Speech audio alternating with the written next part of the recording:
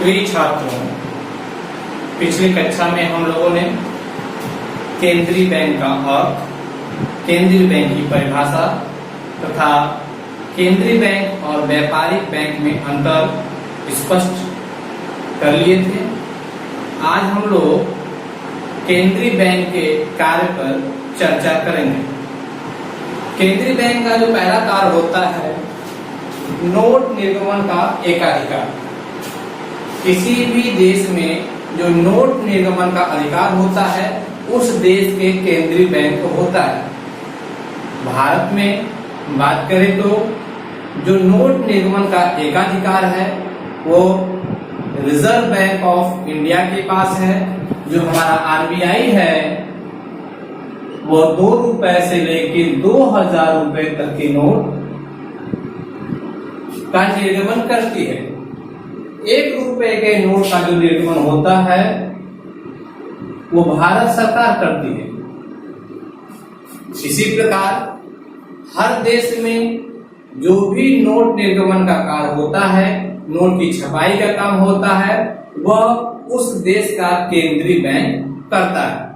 अब आते हैं, केंद्रीय बैंक का दूसरा कार्य क्या है?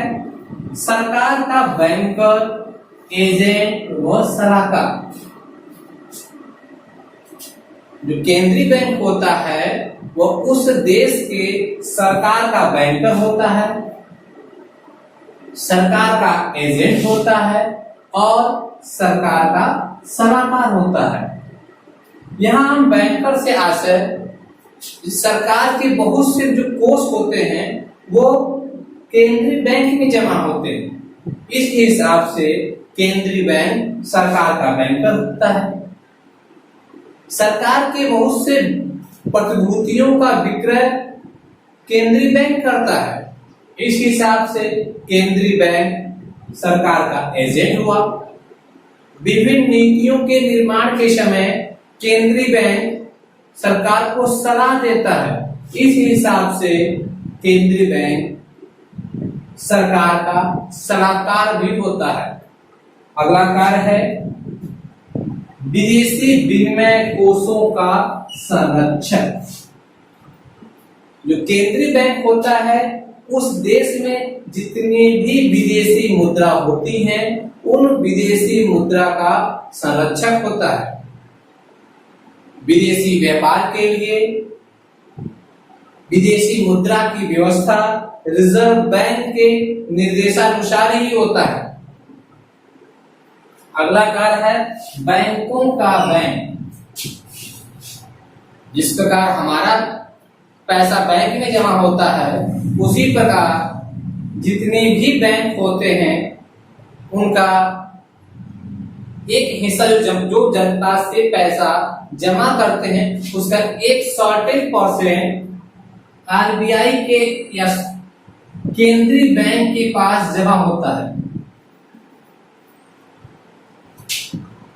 इसी हिसाब से जो केंद्रीय बैंक होता है समस्त बैंकों का बैंक होता है। अगला कार्य है अंतिम ऋणदाता। जब किसी भी बैंक को पैसे की आवश्यकता होती है तो सर्वप्रथम वो अपने स्रोतों से पैसे का व्यवस्था करता है। जब अपने स्रोत से पैसे की व्यवस्था नहीं हो पाती है तो अन्य बैंकों, वित्तीय संस्थानों से कोष की व्यवस्था का प्रयास करता है। जब वहां से भी उसको नहीं होता है तो अंत में वो केंद्रीय बैंक से अपने प्रथम श्रेणी के प्रतिभूतियों को बुनाकर कोष की व्यवस्था करता है। इस कारण ही केंद्रीय बैंक को अंतिम ऋणदाता की संज्ञा दी जाती है। अगला कार्य होता है समाशोधन एवं हस्तांतरण सुविधा।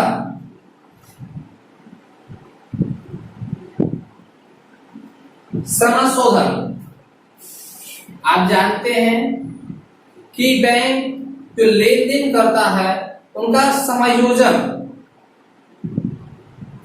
केंद्रीय बैंक ही करता है।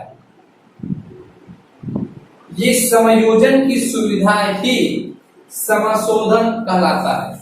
जैसे मान लीजिए आपके 3 बैंक हैं, एसबीआई है, बैंक ऑफ बड़ौदा है और यूबीआई है।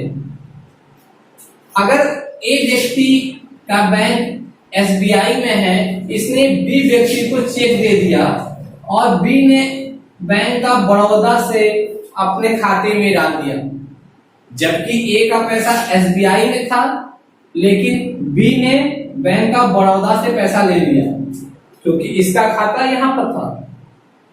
इस हिसाब से एसबीआई को बैंक ऑफ बड़ौदा को पैसा देना पड़ेगा क्योंकि बैंक ऑफ बड़ौदा ने एसबीआई के नाम पर पैसे का भुगतान कर दिया है। तो इस तरह जितने भी बैंक होते हैं उनके आपस का जो समायोजन होता है वो समायोजन केंद्रीय बैंक करता है। समाशोधन अपने आप में बहुत बड़ा प्रश्न है। इसका चर्चा हम लोग रिजर्व बैंक पढ़ेंगे तो रिजर्व बैंक के कॉन्सेप्ट में हम समाशोधन के कार्य का विस्तृत विश्लेषण करेंगे। किस प्रकार भारत में समाशोधन गृह स्थापित है और कैसे कार्य कर रहे हैं उसका हम लोग रिजर्व बैंक ऑफ इंडिया के पाठ में चर्चा करेंगे। यहाँ पर बस हम समझेंगे कि जो केंद्रीय बैंक होता है वही समाशोधन गृह का सुविधा प्रदान करता है। और अगला जो कार्य है साख नियंत्रण। किसी भी देश की केंद्रीय बैंक का जो सबसे महत्वपूर्ण कार्य होता है वो होता है साख नियंत्रण। जनता के पास कितना पैसा रहे, कितना बैंकों के पास रहे, ये जो निर्धारण होता है वो केंद्रीय बैंक करती है। केंद्रीय बैंक विभिन्न विधियों के माध्यम से देश की साख व्यवस्था को नियंत्रित करती है। सरकार के दिशा निर्देशानुसार केंद्रीय बैंक उस देश में आर्थिक प्रगति को लक्ष्य को ध्यान में रखते हुए साख नियंत्रण करती है। साख नियंत्रण की विभिन्न विधियां होती हैं। इन विधियों को हम लोग आगे विस्तृत रूप से विश्लेषण करेंगे। आप लोग पहले केंद्रीय बैंक के कार्य को अपने उत्तर पुस्तिका में नोट कर लें। बच्चों, अभी हम लोगों ने केंद्रीय बैंक के कार्य पर विस्तृत चर्चा की। केंद्रीय बैंक का जो कार्य होता है उसमें एक साख नियंत्रण का कार्य बहुत ही महत्वपूर्ण कार्य होता है जो वर्षों भर चलता रहता है। साख नियंत्रण करने के लिए केंद्रीय बैंक विभिन्न विधियों का उपयोग करती है। ये विधियां 2 प्रकार की होती हैं। एक होता है परिणामात्मक विधि। परिणाम यानी कुछ परिणामों में ऊपर नीचे बदलाव करके वो साख नियंत्रण करती है। परिणाम में अंकों को बदल देना, यानी प्रतिशत को बदल देना, दर बदल देना, यानी कोई न कोई परिणाम में बदलाव करके वह साख नियंत्रण करती है। जो दूसरी विधि होती है गुणात्मक विधि, यानी गुण या नेचर में बदलाव करके या नीति में बदलाव करके जो भी साख नियंत्रण की विधि होती है उसे हम लोग बोलते हैं गुणात्मक विधियां। परिणात्मक विधि में जो आता है पहला विधि होती है बैंक दर में परिवर्तन। केंद्रीय बैंक जो होता है देश में साख व्यवस्था को नियंत्रित करने के लिए बैंक दर में परिवर्तन कर साख व्यवस्था को नियंत्रित करता है। यहाँ हम बैंक दर से आशय उस दर से लगाते हैं जिस दर पर व्यापारिक बैंकों के प्रथम श्रेणी की प्रतिभूतियों को केंद्रीय बैंक भुनाता है, अर्थात उनके प्रतिभूतियों के बदले में उन्हें पैसा उपलब्ध कराता है। जब केंद्रीय बैंक अपने बैंक दर को बढ़ा देगा तो साख नियंत्रण कम, साख होगी वो कम होने लगेगी। जस्ट इसका विपरीत जब केंद्रीय बैंक चाहेगी कि हमें साख का विस्तार करना है तो अपना जो बैंक दर होता है उसे कम कर देगी। जब कम कर देगी तो सस्ते दर पर व्यापारिक बैंकों को पैसा मिलेगा।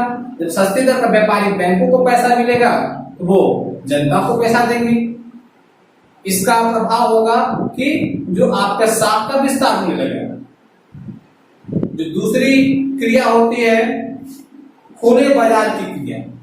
केंद्रीय बैंक खुले बाजार से प्रतिभूतियों का क्रय विक्रय करके साख का नियंत्रण करती है।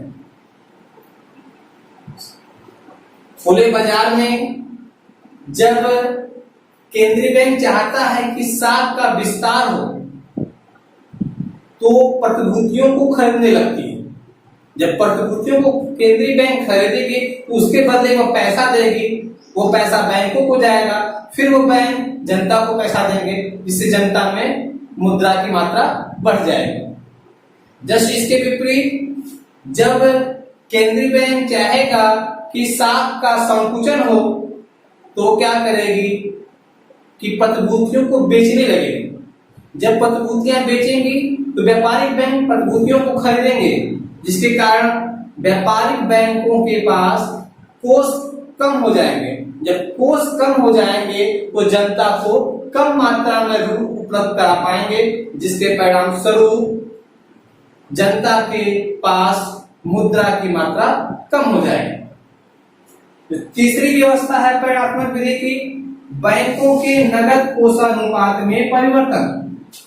सभी व्यापारिक बैंकों को अपने जमा का एक निश्चित अनुपात केंद्रीय बैंक के पास जमा करना होता है। केंद्रीय बैंक इस कोषानुपात में परिवर्तन करके साख नियंत्रण करती है। जब केंद्रीय बैंक को साख का विस्तार करना होता है तो अपने नकद कोषानुपात को कम कर देगी, जिससे व्यापारिक बैंकों के पास ज्यादा कोष हो जाएगा और वो जनता को अधिक से अधिक ऋण उपलब्ध कराएंगे। इसके विपरीत जब केंद्रीय बैंक साख का संकुचन करना चाहेगा तो वो बैंकों के नकद कोषानुपात में वृद्धि कर देगा। जब नकद कोषानुपात में वृद्धि हो जाता है तो बैंकों के पास जो कोष होते हैं, जो ऋण देने के लिए उपलब्ध कोष होते हैं, वो कम हो जाते हैं, जिसके कारण जनता को कम ऋण मिलता है। जो चौथी विधि है परिणात्मक विधि की, बैंकों के तरल कोषानुपात में परिवर्तन। केंद्रीय बैंक का नियम होता है कि जब कोई बैंक जनता से पैसा लेती है तो उसका एक निश्चित प्रतिशत कोष अपने पास तरल रूप में रखना पड़ता है, अर्थात उसको वो कहीं विनियोग नहीं कर सकती है। इस माध्यम से भी केंद्रीय बैंक व्यापारिक बैंकों पर परिवर्तन करके साख नियंत्रण करती है। जब केंद्रीय बैंक चाहती है कि मुद्रा की मात्रा ज्यादा हो तो वो तरल कोषानुपात की दर को कम कर देगी, जिसके परिणाम स्वरूप व्यापारिक बैंक अधिक से अधिक कोष का उपयोग ऋण देने में करने लगते हैं। इसी के विपरीत जब केंद्रीय बैंक चाहती है कि मुद्रा की मात्रा या साख की मात्रा को कम किया जाए तो वो बैंकों के तरल कोषानुपात को बढ़ा देती है, जिसके कारण व्यापारिक बैंकों को ऋण देने के जो कोष होता है उसमें कमी हो जाती है, जिसका सीधा प्रभाव साख के कमी के रूप में परिलक्षित होता है। अब हम बात करते हैं केंद्रीय बैंक की गुणात्मक विधियां, जिसके आधार पर केंद्रीय बैंक साख का नियंत्रण करती है। इसमें सबसे पहला आता है चयनात्मक साख नियंत्रण। चयनात्मक साख नियंत्रण से आशय उस नियंत्रण से है जिसमें हर क्षेत्र में साख को नियंत्रित नहीं किया जाता है।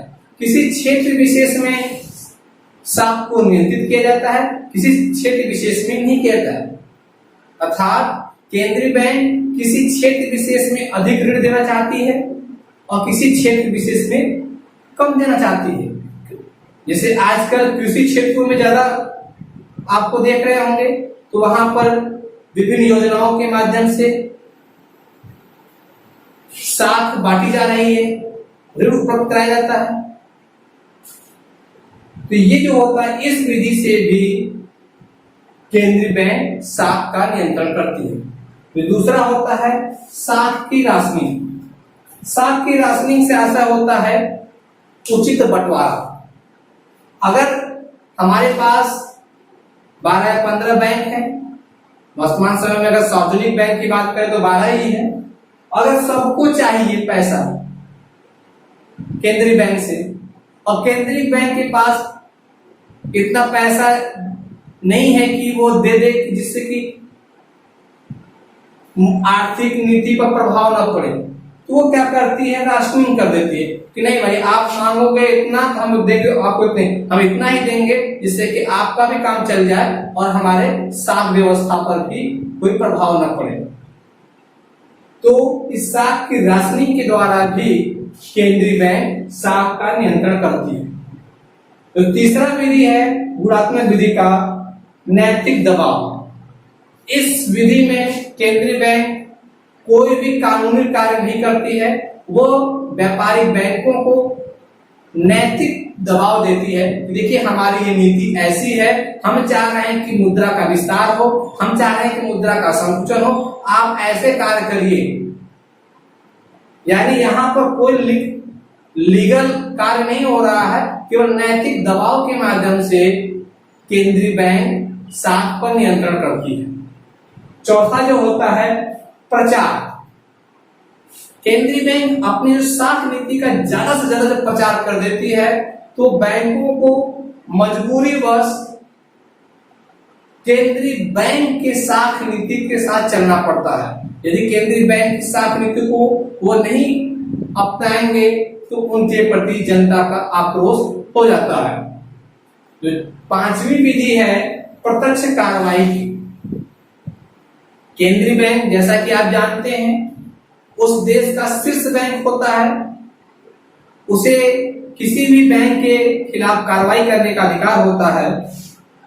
अगर कोई बैंक उस देश की साख नियंत्रण नीति के तहत कार्य नहीं करता है, तो उस देश का केंद्रीय बैंक उस बैंक के खिलाफ कार्रवाई करता है, और उस कार्रवाई के डर से सारे बैंक केंद्रीय बैंक की घोषित साख नियंत्रण नीति के तहत कार्य करते हैं।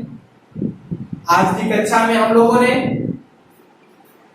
केंद्रीय बैंक के कार्य, केंद्रीय बैंक के जो महत्वपूर्ण कार्य एक है साख नियंत्रण, उस साख नियंत्रण की विधियों के बारे में चर्चा कर लिए, और अब हम लोग अगली कक्षा में भारतीय रिजर्व बैंक पर चर्चा करेंगे। आप लोग इसे नोट डाउन कर लें।